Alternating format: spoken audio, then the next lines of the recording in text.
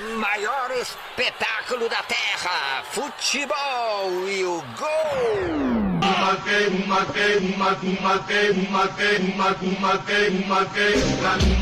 Apito árbitro, começa mais um Unicast.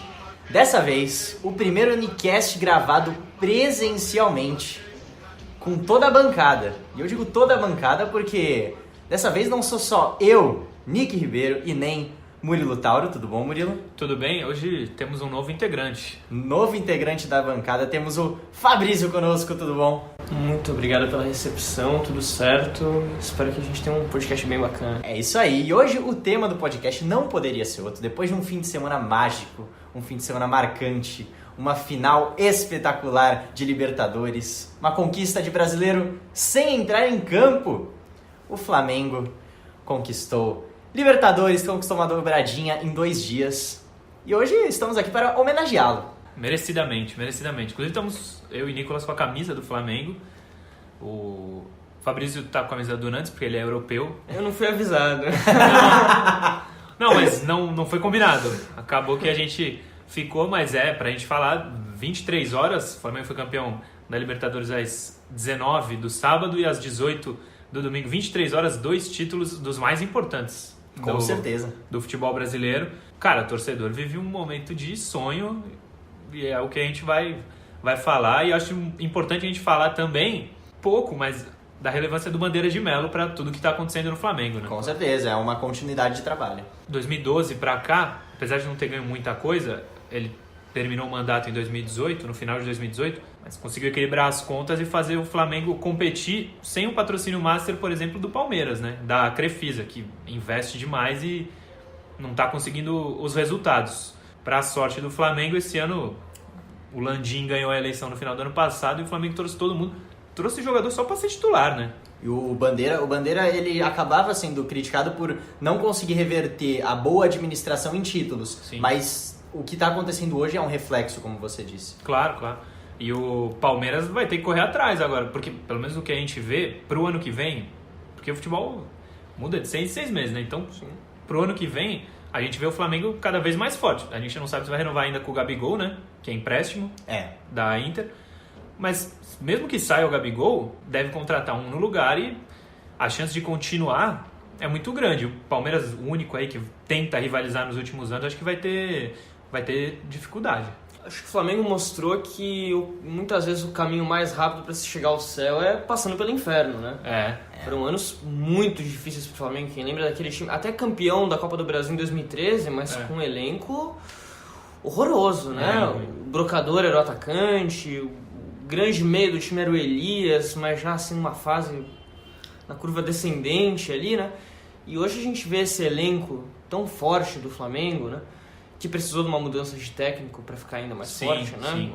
Um técnico que compreendesse o estilo do clube e que jogasse de acordo com aquilo que se esperava para conseguir chegar aos títulos que chegou, né? Precisou ter até o Paulo Vitor no gol, coitado do torcedor do Flamengo. Paulo Vitor, que foi quem acabou tomando 5 do próprio Flamengo nesse ano, né? Horroroso. Comentamos sobre a campanha do Flamengo no último episódio. Caso você não tenha escutado, só ir lá no feed escutar. Foi antes da final, até eu apostei na derrota do Flamengo para o River Plate. Errei, mas me emocionei muito com essa final. Mas hoje vamos comentar um pouquinho da grande final, esse jogo que vai ficar para sempre na história, e também sobre a campanha do Flamengo no Campeonato Brasileiro, claro. Começando sobre a final. Fabrício, vamos começar por você. Nosso estreante. Nosso estreante, na verdade. É tanta coisa pra falar, né? Eu acho que dá pra gente definir a final com uma palavra, que é o seguinte: futebol. O que aconteceu foi futebol. O Flamengo não jogou bem, não mereceu ganhar o jogo. O River perdeu um caminhão de gols, vencia até os 44 do segundo tempo, e aí acontece o futebol. O Gabigol não tinha acertado quase nada no jogo, e chutou 2 bolas pro gol e fez os 2 gols. Até os 44 do segundo tempo, tava na cara que o River ia ser campeão. Não, o Gabigol voltou pro segundo tempo mancando, e eu achei que ele com 15 minutos ali ia acabar pedindo para ser substituído e tudo mais, mas acabou sendo o herói. Isso é muito maluco. O Lincoln ia entrar antes do primeiro gol. Não sei se seria no lugar do Gabigol. Talvez. Eu acho que não, porque o Jesus ia colocar uns caras pra atacar, né? Mas talvez não fosse isso. Mas o que o Fabrício falou, cara, até os 44 do segundo tempo, tava nítido, óbvio, que o River ia ser campeão. Ninguém, nem o Zico acreditava, eu acho. Foi, até porque o Flamengo terminou o primeiro tempo sem uma finalização certa a gol. Então tinha sido uma bola pra fora, até os 15 últimos minutos, você não via assim que o Flamengo ia conseguir pressionar o suficiente para marcar o gol de empate. A partir ali dos 15 minutos, que foi quando o Gadiardo acabou colocando o time para trás, colocando o terceiro zagueiro, tirou o casco, colocou um terceiro zagueiro e aí o time começou a ser pressionado. Você chama um time da qualidade do Flamengo pro seu campo, o risco de você tomar um gol é muito grande. Fora o Prato, que acabou errando ali no primeiro gol, que cedeu o contra-ataque, o Diego deu um carrinho ali, acabou pegando a bola e fez o contra-ataque do primeiro gol do Flamengo. Tentou o lance individual, arrumou pro Arrascaeta, bateu Gabriel! Gol!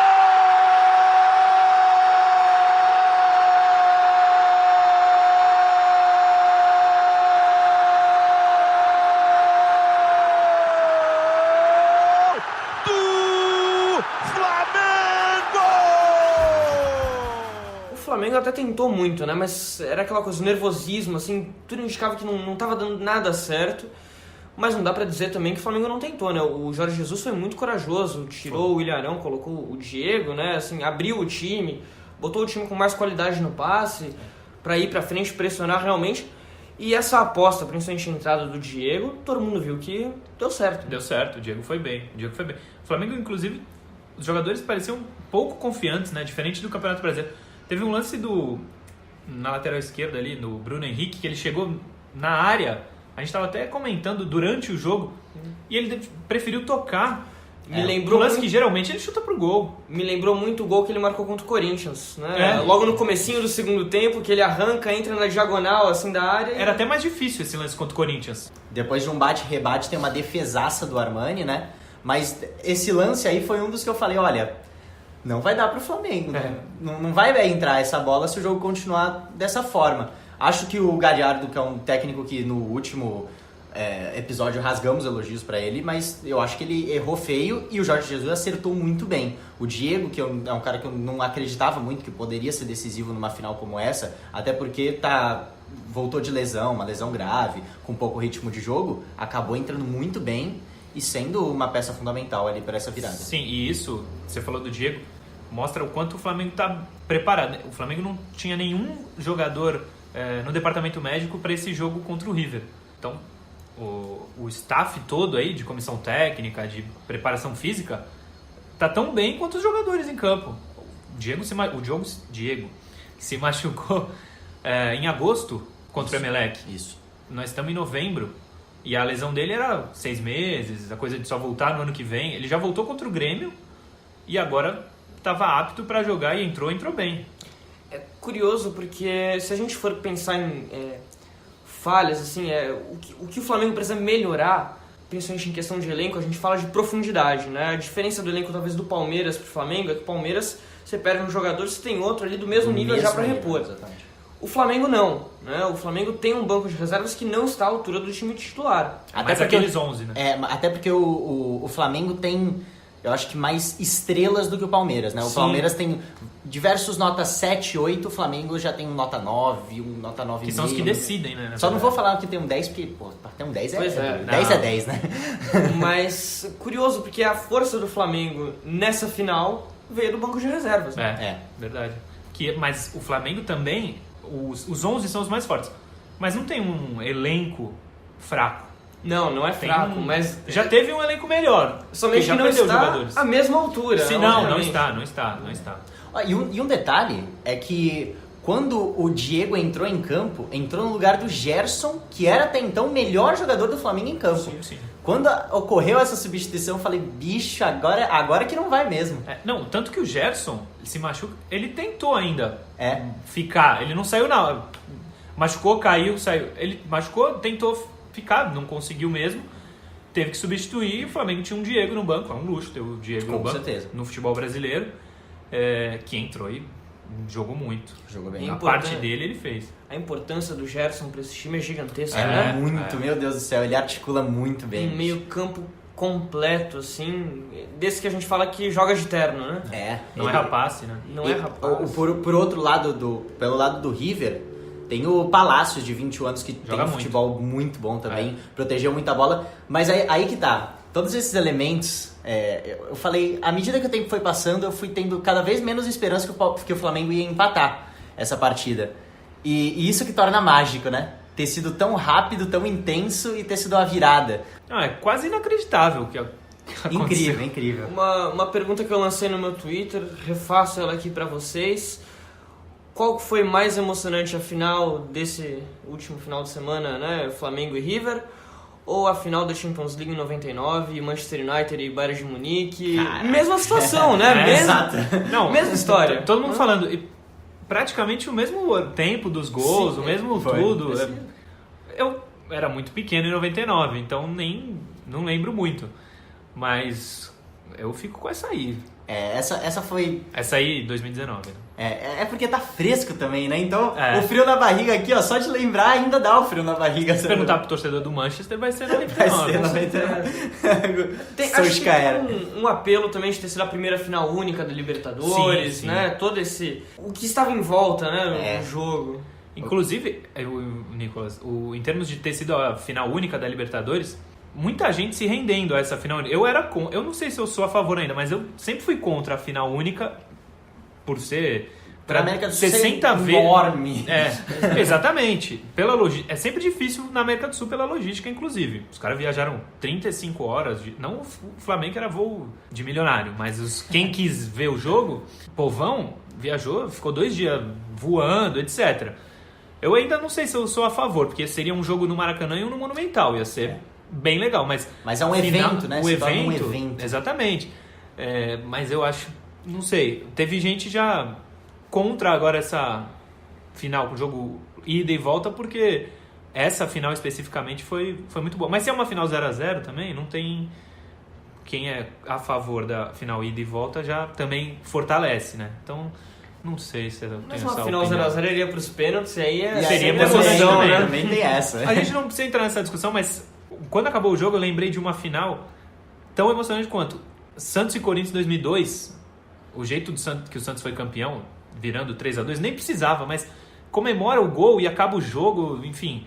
A do Flamengo é muito especial, mas eu lembrei dessa do Santos 2002 que foi bem emocionante também. Também, foi outra final muito enorme, assim. O River, durante a partida toda, pelo menos do meu lado, assistindo, analisando, eu fui muito elogioso com diversos pontos. Mas o Flamengo passou 80, quase 90 minutos atrás do placar e buscando o empate.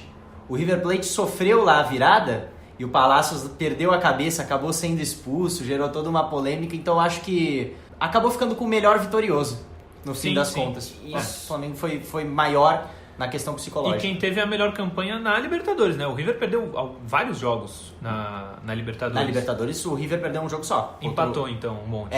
Empatou vários. Perdeu só pro Boca Juniors na Bombonera. A campanha do River para chegar na final esse ano não me parece ter sido tão brilhante quanto a do ano passado. Sim. E, obviamente, muito menos quanto a do Flamengo. Pois é, e a do ano passado a gente ainda tem que levar em consideração que a final foi o final, maior clássico do é, mundo, né? Sem discussões.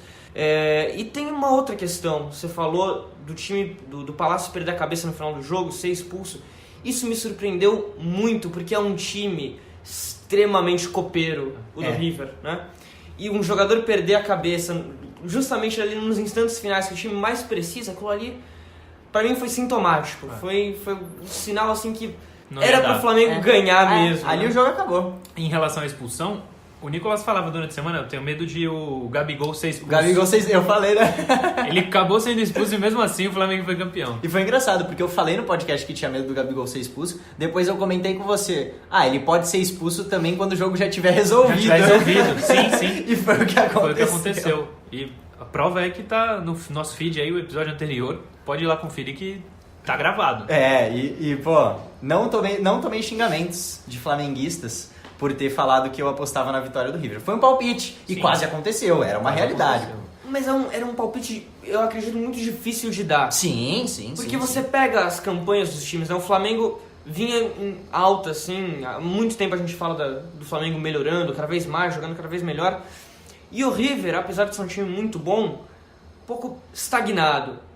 E aí quando eles se encontram, talvez assim, o fato do Flamengo estar subindo e o River estar ali parado, equilibra as coisas, dá essa vantagem pro Flamengo, não? Sim. Mas a gente acabou vendo que dentro de campo as coisas ficaram até melhores pro River, né? Na maior parte do tempo, mas esse fator aí do Flamengo tá em uma ascensão muito grande, acho que fez total diferença também. Talvez a gente esperasse um jogo melhor do Flamengo do que foi, mas talvez se fosse um jogo tão bom e fizesse 2-0 no comecinho do jogo, não seria tão legal para comemorar quanto foi. Percebi principalmente no primeiro tempo, jogadores experientes como o Felipe Luiz e o Rafinha, até nervosos com a final.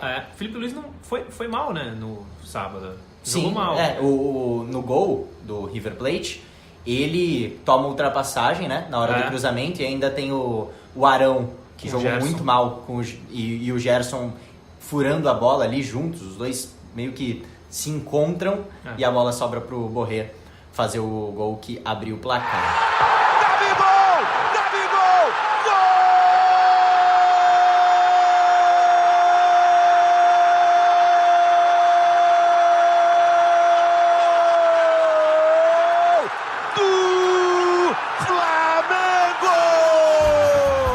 Bom, vamos comentar agora sobre o Campeonato Brasileiro, a conquista.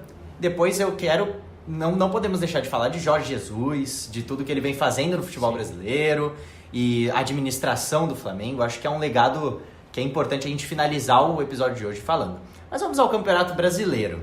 Uma pontuação altíssima do Flamengo. Teremos aí, bem provavelmente, pela primeira vez, os 3 primeiros colocados do Campeonato Brasileiro com mais de 70 pontos. A chance é gigante.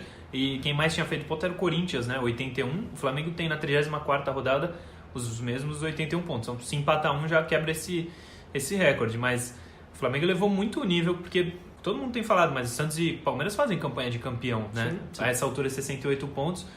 É muito provável farão mais de 70, porque ainda faltam 12 para disputar. Era por isso, inclusive, eu até comentei contigo, que eu queria que o Flamengo ganhasse, porque o trabalho do Jorge Jesus se perde, também é meio questionado, jogou bem, mas na final, sabe, foi mal e perdeu. As pessoas iam mais levar pra chacota, pra brincar que ele perdeu, do que parar pra pensar no lado positivo de tudo isso. E o que eles estão fazendo, ele e o Sampaoli também, estão fazendo pro futebol brasileiro um bem danado, porque o nível tá sendo outro, tá sendo diferente. Mesmo ganhando, por exemplo, o torcedor do Palmeiras era o vice colocado até a última rodada, mas não estava satisfeito com o Mano. Pelo futebol jogado. Os resultados do Mano, ele tem 80% de aproveitamento. São incontestáveis, né? Mas o torcedor está insatisfeito. Dizem, inclusive, que vão atrás de São Paulo. Eu não duvido. O São Paulo fez um trabalho... Dizem o São Paulo também, pro lado do São Paulo. Depois São Paulo ainda é mais fácil, que o Diniz tem contrato CLT, então não tem multa para pagar.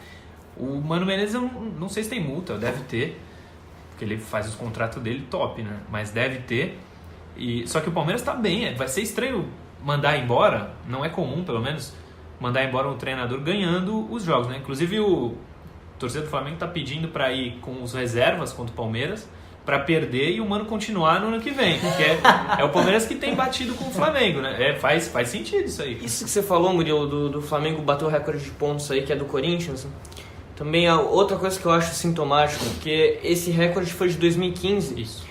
E eu ia comentar aqui que desde 2015 a gente não via, ao menos ao meu ver, um time ganhar o Campeonato Brasileiro jogando tão bem. Sim. O Palmeiras ganhou em 2016 com futebol médio, o Corinthians em 2017 também sem encantar, o Palmeiras ano passado também sem encantar muito. E o técnico do Corinthians em 2015 era o Tite, que tinha acabado de voltar da Europa, que até então era algo inovador, assim, o técnico ir para a Europa, estudar, se modernizar, buscar novas técnicas, uma outra concepção de jogo. E para ganhar novamente um Campeonato Brasileiro jogando tão bem, precisou aqui no Brasil um treinador estrangeiro, um treinador europeu. O Tite tinha ficado um ano parado, né, 2014, quando entrou o Mário Gobi no Corinthians. Mas 2016, eu achei que você foi até bom coração com esses campeões de 16, 17 e 18, porque era chato demais, velho. Chato demais. 2016 o Santos jogava muito melhor do que o Palmeiras campeão, o Santos do Dorival Júnior. E o Santos, que foi vice-campeão em 2016, acaba não sendo lembrado porque ainda tinha o Flamengo, que foi o terceiro colocado, que disputou mais o título com o Palmeiras. Mas na realidade o Santos foi o vice-colocado e jogava um futebol muito bom. O final do ano passado, o Flamengo do Dorival jogava melhor que o Palmeiras. No final do ano de 2018. O Palmeiras foi campeão com as reservas. O Palmeiras foi campeão... na coletiva o Felipão pediu desculpa por não ter conquistado a Libertadores, meio que não comemorou o brasileiro. O Campeonato Brasileiro, como qualquer campeonato de pontos corridos, na verdade, né, ele premia a regularidade. E a regularidade num campeonato tão longo assim significa eficiência, né? Um time que... Você vê que invariavelmente, né, os campeões brasileiros são os times que têm a melhor defesa e, consequentemente, o melhor ataque, quase que por tabela, assim, né? Uma coisa reflete na outra. O Jorge Jesus, a maneira de jogar. Acho que a maneira de jogar é muito, muito importante, cara. Por mais que o Flamengo não tivesse vencido, a gente tinha que ter... A gente, que eu digo, o futebol brasileiro, tinha que perceber o jeito de jogar vai refletir no resultado, se não agora, a longo prazo. O Santos tem conseguido jogar, por exemplo. Estou citando o Santos porque tem o Sampaoli, mas o Flamengo é incontestável. Falar do Jesus é chovendo molhado. E o Santos, para a limitação dele, ele consegue o resultado. Ele é o vice-colocado. Ele cara, o Santos está na frente do Palmeiras e do São Paulo. Olha o elenco do Palmeiras e o elenco do São Paulo. Palmeiras, São Paulo, Grêmio tem um elenco melhor do que o do Santos. Que assim, tem alguns exemplos. São vários times têm um elenco melhor que o Santos, mas Palmeiras e o São Paulo... Aliás, assim, o Cruzeiro tem um elenco Cruzeiro melhor que o Santos. Mas Palmeiras e São Paulo é muito, muito... Os caras têm São Paulo, Daniel Alves, Hernanes, Raniel... Pato. Pablo, todo mundo queria. O Flamengo queria pagar uma bala no Pablo. Só que ele pagou muito, pediu muito, o Flamengo falou, e também não quero. Aí ele foi pro São Paulo. Enfim, tem muito jogador. Juan Fran. São Paulo tem jogador. E o Palmeiras, Luiz Adriano, Ramírez, Scarpa. Scarpa, Lucas Lima. 3 goleiros. Tem 3 times. 3 goleiros que serão titulares em qualquer time da Série A, né?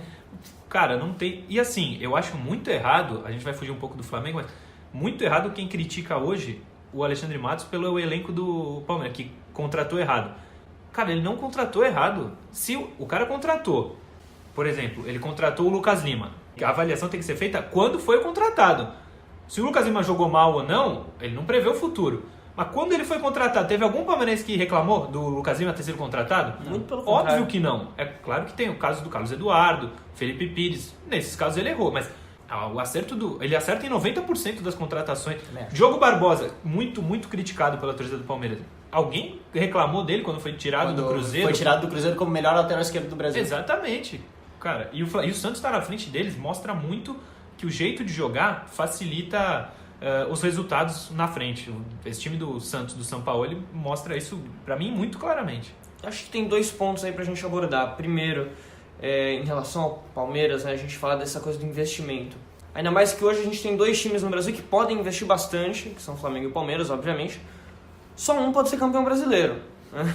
E só um pode ser campeão da Libertadores. E o outro vai fracassar. Pois é. Não é muito assim, né? 880, a vitória conta muito. De certa forma, acho que a gente tem que passar a relativizar o fracasso. O que é o fracasso no futebol brasileiro? O fracasso, na minha opinião, hoje é o Cruzeiro, né? Que montou um time para ser campeão, montou um time forte, cheio de medalhões, e tá na situação que tá, brigando para não cair para a Série B. Outra coisa é o Palmeiras, que faz, aliás, uma campanha de campeão. Sim. Mas que não esperava que o Flamengo ia despontar dessa forma. E o outro ponto que tem para abordar é a importância realmente de um técnico, né? Acho que esse ano fica claro a importância de um trabalho bom de um técnico. Sobre isso, bicho. O Sampaoli no Santos com um elenco que no começo do ano a gente diria que se fosse para Libertadores já era muito. Brigar entre os 6 ali tava ok. Perfeito. Agora briga pelo vice-campeonato com uma campanha como a gente vem falando de campeão. E no Atlético Paranaense o Thiago Nunes. Desde o ano passado, né, campeão da Sul-Americana e sendo campeão da Copa do Brasil, com um elenco que ninguém dava praticamente nada. Claro que aí, conforme o time vai ganhando corpo, vai ganhando títulos, você passa a perceber as qualidades dos jogadores. Então tem o Renan Lodge, hoje titular da seleção brasileira. O Bruno Guimarães, a ponto aí de ir para o Atlético de Madrid. Então, obviamente, tem qualidade individual sim, Mas era um elenco desacreditado, um elenco que pau a pau ninguém dava nada. Não, e conseguiu competir com o Santos pelo Marco Ruben e ganhar. Perfeito. Pelo trabalho que está sendo feito há anos no Atlético Paranaense. É até algo que eu queria comentar, que nosso amigo, treinador Caio Couto, Sim.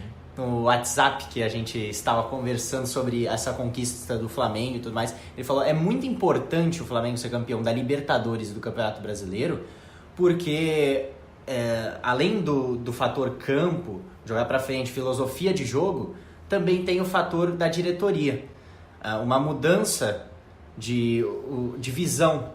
Muitos clubes, a gente vê aí lavagem de dinheiro, corrupção, uma diretoria totalmente manchada. Os campeões dos grandes campeonatos que os brasileiros disputam nesse ano, Atlético Paranaense campeão da Copa do Brasil, Flamengo campeão brasileiro e da Libertadores, são exemplos de boa administração. Eu acho que fica aí um recado, né? O Atlético sempre com a ressalva que é o Petralha lá, até hoje em dia, né? Difícil gostar dele. Não, mas é que assim, cara, o Atlético realmente tá muito bem e tal, mas eu duvido do que nem tem gente aí, aquele canal Fofox Sports, coloca o Atlético como um novo grande clube. Não, cresceu muito e tudo mais. Mas claro, é time que assim, daqui 2 anos vai pra Série B, aí volta. O Atlético é isso aí. Ele foi campeão brasileiro em 2001, já caiu algumas vezes e voltou. Acho que uma só, na verdade. Acho. Mas já caiu e voltou e faz campanha de lutar contra rebaixamento. Eu tenho mais os pés no chão com o Atlético Paranaense do que eu vejo aí o pessoal falar. Mas mesmo assim é outro exemplo. Mas é um exemplo de boa administração. O time não tem o elenco, não tem nenhum medalhão, nada, e consegue chegar em tudo. Ganhou a Sul-Americana e a Copa do Brasil, pô. Pensam muito administrativamente, primeiro, em encher o bolso, e segundo, em curto prazo. Eu vou administrar aqui no tempo que eu tenho, vou trazer um medalhão aí para eu conseguir me reeleger, e é isso. Agora, quando se pensa a longo prazo, com 2 gestões aliadas ali, querendo fazer um bom trabalho sério, muda completamente. Sim, só antes do Fabrício, rapidinho. Sobre Sul-Americana, o Atlético Mineiro e Corinthians chegaram na semifinal, perderam a chance de, se fosse campeão, já disputar o Mundial em 2021. Que a Sul-Americana vai dar vaga, né? Eu acho que o Atlético Paranaense, o Murilo, é um time um clube, aliás, que está subindo degraus, assim, são coisas de etapa, né? Não é do dia pra noite que o time torna-se grande, Há 20 anos já, né? Pois o estádio da Arena Baixada. Sim, é um clube que está se estruturando, não dá pra negar isso. Mas e dizem que o CT é fenomenal. Pois é. Teve até a declaração do Pedro Henrique, quando saiu do Corinthians, foi lá pro Atlético, que pegou super mal e tal, né? Agora, uma questão a se abordar é realmente essa coisa da diretoria, assim, além da gente ter falado aqui dos técnicos ganharem jogo, né, da importância dos grandes técnicos, eu acho que a importância da diretoria de um ambiente relativamente saudável, como que isso influencia no campo. As pessoas dizem, não, os problemas da diretoria não passam para o campo. A gente vê clubes como o Fluminense, o Cruzeiro, o circo que é, dentro e fora das 4 linhas, né? O São Paulo, que monta elencos milionários, recheados de craques, e nunca engrena. Por que será?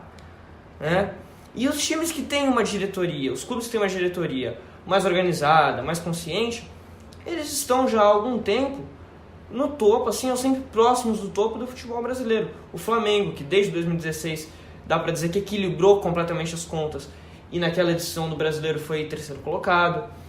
O Palmeiras, não precisa nem falar, o retrospecto todo mundo conhece. O Atlético Paranaense já há alguns anos tem feito campanhas muito boas no Campeonato Brasileiro, temporadas muito decentes, né? Mesmo o Grêmio, com problemas financeiros, né, que não tem dinheiro, não tem bala na agulha para competir com o Flamengo, com o Palmeiras, mas que tem uma diretoria firme, responsável, e tá aí, campeão da Libertadores, Copa do Brasil. Bahia. O Grêmio, que pelo menos na base faz um trabalho muito bom, porque sempre Sempre surge mais um, né? Sempre tem um volante fudido no... Saiu o Arthur, chegou o Matheus Henrique, que é um monstro também. E o fera era o Jean-Pierre, né? Jean-Pierre também. Mas em relação a isso que você falou da organização, mostra mais ainda o bom trabalho do Sampaoli, porque o Santos é uma zona total em tudo, e mesmo assim é o vice-campeão, e olha aí, é o vice-colocado. O Sampaoli, 99% de chance do trabalho dele não ter continuidade no ano que vem, por conta da diretoria ser uma bagunça. Exatamente. E aí vai refletir dentro de campo. Santos, caso eu chutando aqui, caso o São Paulo não fique, o Santos vai fazer uma campanha ali na Libertadores de fase de grupo, oitavas de final, no máximo ali. Sim, por quê? Por causa do que o Fabrício está falando. O treinador que vai chegar vai ser um desses aí. Abel, Mano. Mais do mesmo. Sei lá, esses ruins aí. Isso só aumenta os méritos do Flamengo, né? Com certeza. Claro. Porque tem aliados dois. Pois é. Esse ano começou com planejamento com o Abel, viu que não estava dando certo, não teve medo, foi lá, investiu certo no Jorge Jesus, hoje está cada vez mais claro isso. O contrato dele vai até o meio do ano que vem, tem uma cláusula que ele pode prorrogar até o final do ano, mas me parece bem claro que vai prorrogar. Não, mas tem a chance dele sair também. Tem a chance dele sair e voltar para Portugal, pois é. Mas com certeza a diretoria do Flamengo já deve ter ali algum nome na manga. Um caminho natural para o Flamengo seria Jorge Jesus foi embora, bater ali na porta do Santos, né? Mas é um cara que todo mundo quer também, o Jorge Sampaoli. O Renato Gaúcho, né? O Renato Gaúcho, que é um cara que sempre falou que quer trabalhar no Flamengo. Sim. Eu acho que o Flamengo vai se dar melhor se for... Eu não tenho muita confiança no Renato Gaúcho, não. Não? Ainda mais fora do Grêmio. Eu acho que o certeiro era o Sampaoli para eles. Sim. Mas mais certeiro ainda era continuar de qualquer jeito com o Jorge Jesus falar, eu quero... Coloca o Maracanã na minha conta. Então, o Maracanã é dos caras, é dele, não tem como. Mas, sei lá, né? É que falar hoje, segunda-feira, depois do fim de semana que teve, vai ganhar. O Jorge Jesus vai ser bem falado em qualquer lugar, mas acho que saindo o Jorge Jesus tinha que ser o Sampaoli. Vou lançar um desafio aqui pra vocês. Manda aí. Jorge Jesus declarou, depois do título da Libertadores, que ele seria um treinador top no Brasil, em Portugal, na China e na Inglaterra. Que time na Inglaterra tem espaço hoje pro Jorge Jesus? Top. Temos que pensar aí na fase dos times, né? Por exemplo, não dá pra falar o Liverpool, não vai tirar o Klopp. Não, né? mas ele talvez, se ainda estivesse na Europa, se ele tivesse no trabalho bom que ele fez no Benfica, ele talvez fosse uma opção pro Tottenham, antes do Mourinho ter o Arsenal ou o Manchester United até. Pois é. São times ali, são grandes times que têm bons elencos e tudo mais, têm capacidade de brigar por título, mas que, um grande técnico ali como o Jorge Jesus poderia fazer diferença. E outra, ia ser Europa, outros jogadores, mas quantos jogadores do Flamengo não estão prontos também para ir para a Europa? Talvez não fosse tanta diferença o elenco. O Bruno Henrique está em nível de Europa. É um ponto, Então, essa é uma excelente pergunta, né? Porque você pega 3 jogadores-chave do Flamengo este ano, o Gerson, o Bruno Henrique e o Gabigol, os 3 foram mal na Europa. Não deram certo na Europa. Sim, o Bruno Henrique teve um tempo ali de titularidade no Wolfsburg, mas depois acabou pegando o banco, chegou no Santos, muita gente não lembrava quem era o Bruno Henrique. Sim. O Gabigol teve todas as polêmicas e o Gerson ali na Fiorentina até que jogou algumas oportunidades, mas nunca deslanchou, né? Na Roma foi ninguém olhava pro Gerson na Fiorentina do modo que a gente olha ele hoje no Flamengo. Sim, não, nem no Fluminense. No Fluminense ele era um meia avançado, né? Sim, a gente sabia da qualidade, promissor. Mas sim. O Jesus fez com ele o que fez com o Enzo Pérez no Benfica, né? Recuou um pouco mais e tirou muito, melhor. Inclusive, hein? Pois é. Joga, bom jogador. E mesmo ali na zaga, o Pablo Mari, um jogador da segunda divisão. Sim. Sinceramente, o nível da segunda divisão espanhola é nível de Série B, Série C do Brasil. Sim. Né? E ele não falha, mas o Laconia estava pronto para subir e no último jogo aconteceu, sei lá, deu um azar, foi um River Plate aí que nem da final e acabou não subindo. Mesmo assim, o Flamengo contratou e ele joga bem. Não acho nada demais também. Sim, o grande nome da zaga... Sou mais o Gustavo Henrique. O grande nome da zaga do Flamengo é o Rodrigo Caio. Que é bom desde a base. Todo mundo sabe que ele é bom desde a base. Sim, mas a zona do São Paulo, mais uma vez a gente volta... São Paulo saia do São Paulo e ganha o título. Tem muita gente que sai de São Paulo e ganha título. Vocês querem levantar mais algum ponto? Acho que não. Eu acho que deu pra a gente comentar, esmiuçar, homenagear esse Flamengo. Eu queria só mostrar à vontade. Tanto que hoje a gente mostrou isso. O Everton Ribeiro é esquecido, né? Cara, eu fiquei... Na hora que foi começar o jogo, eu vi o Pinola, capitão, chegando, né? Eu falei, cara, quem é mesmo o capitão do Flamengo? Ah, o Everton Ribeiro. Ninguém fala dele, né? Ele joga muito. Pra você ver o nível do Flamengo. Pois é. E eu... Foi o melhor jogador do Campeonato Brasileiro de 2013 e 2014 e no Flamengo ele não é. A gente não fala tanto dele com razão, né? Seria Os titular, outros jogam seria Gerson, titular em qualquer Bruno time. seria titular em Desde que qualquer ele time. voltou também pro Brasil, ele não é aquele Everton Ribeiro do Cruzeiro. Cruzeiro. Ele mas faz ainda- alguns jogos que assim, Sim, olha, sim. caraca, Everton Ribeiro Mas decidiu. ainda assim, o conjunto ajuda Flamengo, muito, sim. né? Ajuda muito. E eu acho curioso o Everton Ribeiro ser o capitão. Porque eu fico pensando, pô, Rafinha, Felipe Luiz, é que eles chegaram faz pouco tempo, mas Diego mesmo assim, Alves. Diego Alves, Há mais tempo, né? Exato. Eu fico imaginando muito mais eles como capitães. Mesmo que eu saiba que é o Everton Ribeiro, se pergunta qual é o capitão do Flamengo, eu sempre vou pensar, o Felipe Luiz ou o Rafinha? Ou o Diego Alves? É o Everton Ribeiro. Pô, o Diego Alves, porém, levantou também. Sim. No fim das contas foi o Diego, né, que terminou o jogo como capitão. Foi. Mas foi Diego, Everton Ribeiro e Diego Alves, Diego Alves. Que levantaram ali, né? Bom, acho que é isso, né? É isso. Quando acabar, a gente vai lembrar de várias outras coisas, mas acho que por enquanto a gente não não lembrou, sempre, então... sempre. A gente pode começar a fazer no history do Instagram algumas respostas a nós mesmos. Falar, esqueci de falar isso. A gente fala lá, ó, que ideia boa. E já aproveitando para falar, siga-nos no Instagram, @NicastPodcast. Temos o meu @_ NickFR, o do Murilo. Murilo Tauro. Sigam aí, rapaz. E o do Fabrício. O meu é um palavrão, é @NightsQF, é bem difícil, hein? De qualquer forma, estará aí na descrição do episódio. Sim. Você pode acompanhar o Unicast pelo Spotify, pelo Deezer, Google Podcast, Apple Podcast ou qualquer outro aplicativo que você tenha aí baixado no seu celular que seja uma plataforma de podcast ou até mesmo usar a sua internet, o seu Wi-Fi, o seu 3G para nos acompanhar pelo canal Nickname, pelo YouTube, que aí é um acesso mais popular aí, todo mundo sabe usar o YouTube, nem todo mundo está habituado com podcast, mas pô, procure saber mais sobre podcast que você pode usar offline, escutar seus episódios favoritos. E é isso, um abraço a todos vocês, um abraço Fabrício, um abraço Murilo. Muito obrigado pela oportunidade, hein? Valeu. Até semana que vem, tchau. Está por segundos. Solta o grito que está aprisionado no peito há 38 anos. O Flamengo é campeão da Copa Libertadores da América 2019. O Flamengo é bicampeão da